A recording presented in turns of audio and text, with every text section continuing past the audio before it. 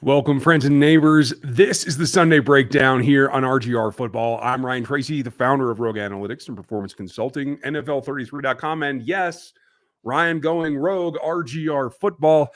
Hope you're enjoying your holiday weekend. Now, I know everybody's out and about and doing their thing, and that's perfectly fine. I just wanted to give you a quick breakdown tonight that I'm recording ahead of time so everybody can enjoy their weekend. And if you get to it, you get to it. That's super cool. I'm going to try to be live for the Monday Q&A like normal if everybody's home in time. If not, not a big deal. May go short tomorrow night, but we will have live like normal. Wanted to take this opportunity because for the next couple of weeks while we're gearing up for camp, and then once camp hits, until we have that first week, we're not going to have a whole lot of stuff to talk about because the whole team won't be there. So I want to start taking an early look really at what that particular season is going to start off with. And we can't really predict what's going to happen with who's going to play where and when on those preseason games. I think we might be in for some changes, to tell you the truth. But we're going to take a look at the regular season, and we're going to start with the first quarter tonight. And I want to do that in particular so that we get an idea of what's coming when. If you are new to this channel, make sure that you like this one. Make sure that you sub to the channel so you see all the rest, and get those notifications by clicking the bell. That's really important. You can support the channel with super chats. There's super thanks down here now. So because I'm not live streaming this, although the show will be live for you guys to chat in, you can super chat, you can super thanks, you can support the channel any way you want. Clearly, you can go over to the RGR store too, because there's some good stuff over there. And I'm working on some new things, hopefully, maybe even a new store altogether. We will see how that works out in the next few weeks, likely before the regular season. But those are all ways. But as we start tonight, I want to take a look at what this schedule is going to end up being. I should actually zoom that in, and I'm going to do that for you guys now, because this is the key. You get started, and the regular season for the Kansas City Chiefs is a gauntlet here in the first 7 weeks. We're not going to cover all of that tonight. We're just going to go through weeks 1 through 4, because we're going to break it down quarter by quarter. And I know it's not a nice, neat 16 games like it used to be, but it's still important. So what's going on in Arizona? Take a big step back. They've got a couple of drafted pass rushers. They lost Chandler. Their pass rush won't be quite as formidable, but they still have J.J. Watt, and they have a couple of young guys. One guy that you guys heard me talk a lot about in the pre-draft process, and Cam Thomas from San Diego State, is going to be playing for them. I think he has an outside chance to start. We'll see what happens. But that matchup is going to be about Kyler and Cliff and their offense, and whether they can hit the ground running like they did last season, particularly against a Chiefs defense that is going to have at least 3 rookie starters, maybe more, and definitely a lot of new moving parts. And it's about combating what Patrick does. So they're in a unique situation. Now, the thing that I think will be the biggest question is we will know by then what's going on with this guy, because Orlando Brown, we're now, as I record this on the 2nd, we have 13 days till the deadline for Orlando to re-sign or to sign an extension, work out a deal, or else it becomes all or nothing. He can either sit out the season or he can play on the franchise tag, sign it, and come into camp. Now, I think one of those things happens. I actually think that the deal gets done. But by the time they get around to the Arizona Cardinals, they'll know not only did he sign the tag, did they work out the deal, but is he going to be different? And I think that's one of the key things that, as we understand about his training regimen, what's it going to bring for him? Is his foot speed improved? Has he dropped some weight that will allow him to be more agile and fit into this offense, particularly in the pass sets, a little bit better? That's going to be key for Orlando Brown, and therefore key for the entire team. Because, yes, you get off to a quick start there with the Arizona Cardinals. It doesn't get any easier because the Los Angeles Chargers come right back in the next week. And this is going to be, I think, the big matchup of the first quarter of the season. Clearly, as every national talking head wants to do, they're pushing the Chargers are going to be the division leaders here. And we all know that they say that every year and it never happens, but every year it's another chance for it to happen, particularly in this week 2 matchup, because they really haven't had time to have that many injuries. So the normal thing that knocks down the Chargers probably hasn't happened yet. And they do have Khalil Mack added to the group. So now this becomes about the pass rush. That will be the key matchups. Derwin James versus Travis Kelce is going to be the other. but it's going to come down to what those pass rushers in Khalil Mack and Joey Bosa can accomplish against, I hope, and I think, Orlando Brown, hopefully a more nimble Orlando Brown, and most likely either Andrew Wiley or Jerry Kennard. We really don't know yet. That's going to be probably the key offensive battles to watch in training camp that we just don't have a clue about yet. So there's a lot yet to go on there. But that's the matchup. If you happen to be with Kennard and Wiley starting, that means that Orlando Brown is holding out. It has not signed his franchise tag, is not on the field. That is very, very low percentage. Like, that's less than 1% possibility in my mind. But that is the other flip side of the coin. And so that makes this matchup that much more important, because the only way that you can beat those Chargers, in my opinion, is to slow down their pass rush. If their pass rush is able to just tee off on you and Patrick scrambling for his life and trying to complete passes to a new group of receivers under duress, that's not a recipe for success. Doesn't mean that they couldn't pull it out, but it definitely isn't optimal. So what we have to hope is that Orlando's in camp, working well. There's actually been a winner of the right tackle battle. I don't expect Lucas Niang to be available in camp. I expect him to start on the PUP list, and maybe by week 6 or 8, he can start to come back. We don't know anything about that. We'll probably get our first update when training camp opens, and we'll see if he's working out with the trainers or if he's even on the field during practice at all, meaning on the side of practice. If he doesn't even come out, then he's farther behind than we hope. So that's week 2. At that point, if you're, let's see, that's going to be the kickoff of Prime Video on Amazon too. So that's going to be a little bit different. What's in between that? 4 days.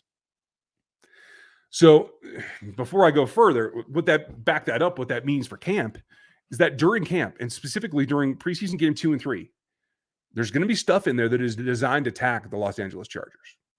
You have to do that because you have so little turnaround from 9/11 to 9/15. You have to be pre-planning that before you take the field against the Cardinals, and quite frankly, before you break camp and have that last preseason game. So there's going to be a lot that determines that we're going to see earlier. We might even have a chance to see it with our own eyes at training camp. That's going to be something that you want to keep your eyes on if you go to training camp late, like I will be. And for those of you that want to meet up at camp those days, I always go the week after the first preseason game. It's just before they break camp this year. So that's the goal. Maybe a whirlwind here, as part of the reason I'm pre-recording this for you now is because I'm moving this week. So a lot going on. But that said, those two things with the short turnaround, they got to pre-plan. And if you can get out of that game on Thursday night, September 15 at 2-0, you're looking great, because Indianapolis is going to be a tough team. Matt Ryan, I think, actually lifts that team quite a bit higher than what they had in Carson Wentz. I think that they've added some weapons, and I think Jonathan Taylor's the best running attack in the game, not just Jonathan himself, but the line as well. And so that's going to be a kind of a shift of gears for the Kansas City Chiefs. This is where I think the first chance that you get to see a lot of Leo Chenal is against the Colts. That's my personal thought, because of Taylor, they're going to have an opportunity to stay in base defense more. Against the Chargers, I don't think that's going to be the case. And certainly against the Cardinals, I don't think that they're going to run enough to warrant being in the base defense very often. Later in the year, I think we'll see Leo pepper in other places, but I think the base defense is where he's going to initially, the first half of the season, really get his reps. So look at week 3 being when we first get a really good look at him, because they're going to want to jam up those interior gaps. The A's and B's, particularly on the left-hand side of the line, where I think they make a lot of their big runs with Nelson blocking. So that's going to be a challenging game, but I don't think it's one that their defense is ready to the point that they can slow down Patrick and the offense enough to make that a game that I predicted could be close or the Chiefs would lose. So if you get past the Chargers with 2 wins, you're golden. If you're 500 there, you're still in very good shape, because I think you can beat the Colts. And then you come back and game 4. So to end the first quarter of the Chiefs season, it is the Tampa Bay Bucks. It is going to be a night game. Let's see. Well, they will have been 2-2 so far in night games. And that's going to be a tough one, but I don't think it's as formidable as it was. The question's going to be is how can they execute? That's a revenge game for Rojo, for one thing. And it's how can you limit the execution of the Bucks? Is everybody there for them? Do they have all their receiver weapons? How is your young player in McDuffie in particular doing? That's going to be a matchup, Wirfs versus Karlaftis. That's going to be something that if you can get any pressure at all, you feel really good about George Karlaftis coming out of that ball game. So that's going to be key too. You're going to learn a lot about the rookie class in this first 4 weeks. Absolutely. McDuffie mostly, or the highlight of what you're going to see is McDuffie when they try to stop the attack of the Chargers in the air. You're going to see Chanel in the ground game against Jonathan Taylor and the Colts. And then it's going to be about pass rush. It's going to be about attacking Tom Brady and how you get funky with it, moving Chris around, moving Frank around, and that puts a lot of pressure on George Karlaftis. So that's going to be a telltale for him. So we're going to find out a lot of things in the first quarter of the season, and that goes a long way because that sets up what you come back with against the Raiders. Now, I know nobody wants to give the Raiders much credit, but the Raiders have done some good things. Devontae Adams is there, obviously. That changes things. Renfro's there. It's going to be tough for the nickel to cover, especially L'Jarius inside. If that's the way it goes, I think that's interesting. You could see the first switch there. And we'll talk about that in the next breakdown. But that first 4 games, setting up to get to the bye week at 8. Certainly you want to be above 500, 4 and 3 as a bare minimum, but you have Buffalo in there and you have, like I said, the Raiders. We'll cover them next time. But this particular group, this is the key to the season, in my opinion, because I think you can recover later in the year, but getting off to a start, staying at 500 or better in this first 4 is key to making that run, getting yourself in a position to strike for the first round seed. That's all about these 4 games. Because later, as you can see here, as we scroll down, you're ending in division, Denver twice, but you have Seattle, you have Houston, you're going to have Cincy in there as well as the latest champions in the Rams. Like the middle section is pretty tough too. You get a little bit of run there. The last 4 games, I think, are all definitely winnable, but this is going to be a push. So it comes back to get yourself set up for what you need in the first 4, and that's going to be really what sets the tone for the season. Now, I'm feeling pretty optimistic. I see that as maybe 1 loss. As long as they come out and they do what they're capable of, and I do mean the rookies too, it is a stretch to say that they're going to dominate, but they can certainly be functional and be a defense that can withstand the attacks of those teams. I think if you're 3-1, you're perfectly viable and you're on track to do what you need to do to get to the postseason in a position of strength. Maybe the number 1. I mean, that's got to be the goal because the championship is always the goal in Kansas City now with Patrick Mahomes and Andy Reid. So that's the way that it's got to go down. Now, things that can derail that are obvious. The injuries will derail that. Any kind of problem with either Frank Clark or George Karlaftis in terms of being able to be productive, that's going to be an issue. Now, I do think we will see another acquisition. I don't know when. I don't think it's going to be before camp. It may even be that classic thing that you wait for cut downs and then you sign a veteran once you start practice for week 2 because then their contracts aren't guaranteed. So it might take that long. But I do think they need some reinforcement there on the pass rush edge. Now, we still need to see Josh Kando. We still need to see Malik Herring and how they're going to complement Mike Dana as the backups. There's still a lot of room there, but I do think adding to that group is probably in the best interest of this team for certain. So that said, that's where they sit right now. A couple of things yet to go. Now, the rookies report on January 22nd. The team itself in full reports, not January 22nd, July 22nd, and July 26th, the entire team reports. So we are now, as we sit right now, 24 days. It's coming. It's coming quick. And we're going to have coverage for you as we learn. Matt will be back. Matt Derrick will be at every practice once they get started with training camp. And I'll try to get him here on this channel. He'll definitely be on Locked On Chiefs. You'll see all the same kind of updates that Dan and I go through. Our newest member, Gary, is going to start producing here during training camp as well. You're going to see that.